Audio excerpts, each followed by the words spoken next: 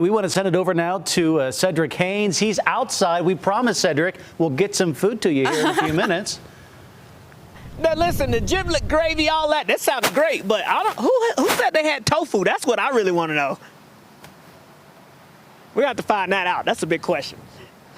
All right, let's talk about your forecast here. We're out here in the weather garden, and I'll tell you what, here in the backyard, things are actually calm here now. When you look at your radar, maybe you look at the Forewarned Weather app, you may say it's showing that it's looking like it's raining heavily or snowing heavily in my backyard. It's not doing much. Well, don't worry. The atmosphere, the column is still getting moist up from top to bottom, but eventually that precipitation will make it all the way to the ground. That spits a little bit of precipitation every now and then, but it's not too bad. But we do have our mountain locations already getting quite a bit of snow coming down as well. So let's talk about this winter storm. It's a major one moving in for our mountain locations. I do want to stress that the mountains are going to see the brunt of the snow. So the heavy snow that we're talking about are for our mountain locations. Now, if you're in the valleys, yes, you could see some snowflakes mixing in from time to time. Yes, you could see a quick burst of snow, and it may end as a little snow early Wednesday morning, but the main story for the valley areas will be a cold, heavy, wet rainfall making its way through on your Tuesday. But let's get to those alerts, and you can see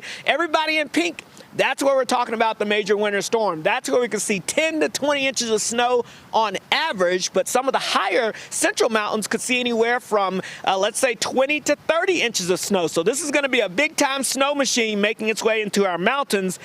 And even in some of the valley locations, like over in the Castle Country around Price, you're under winter weather advisory. Up towards the northern portions of the Wasatch Back Valley locations, you guys are under a winter weather advisory as well. All right, let me show you some of the issues that we're going to be watching here as we go throughout this next storm event here. How about the potential, I believe, of some road impacts here? We're going to take a look at that, and you'll be able to see, yeah, close where you live or where you're going to be traveling here over the next couple of days, really, and these are the conditions that you're going to be dealing with. But the central mountains and also portions of the eastern mountains, those are going to be some of the highly more impacted areas where we're going to be likely seeing some heavy wet snow covering the roadways and at times some very difficult travels through the mountains. So keep that in mind as we go throughout the evening. Let me give you one example of that. We'll show you, this is I-80 eastbound here at the mile marker post here around Parley's Canyon, and you could again see that snow is coming down now up there in just the higher elevations. Again, this is the Parley's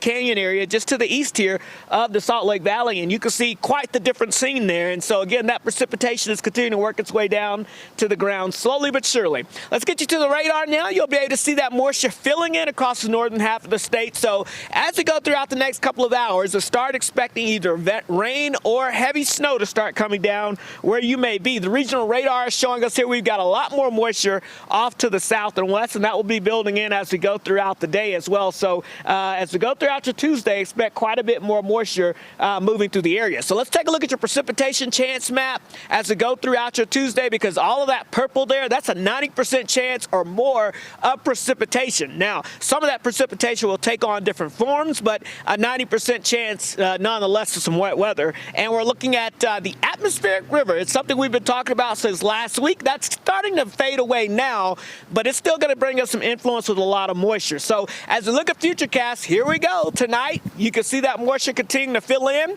Notice that sharp line there between valley rain and mountain snow along the Wasatch Front. And then once you get into the central mountains, a lot more snow showing up there and also some heavier rainfall as well. So notice that stream continues throughout your Tuesday. By Tuesday night, the front moves through. That'll drop the snow levels more, and we could see this stuff wrapping up early Wednesday morning as a little bit of snow before it starts to wrap up. As far as how much, again, 1 to 2 feet is likely across the mountains, with some more locations seeing a few inches as well. Your Thanksgiving forecast, though, looking dry but cold, so get ready for that.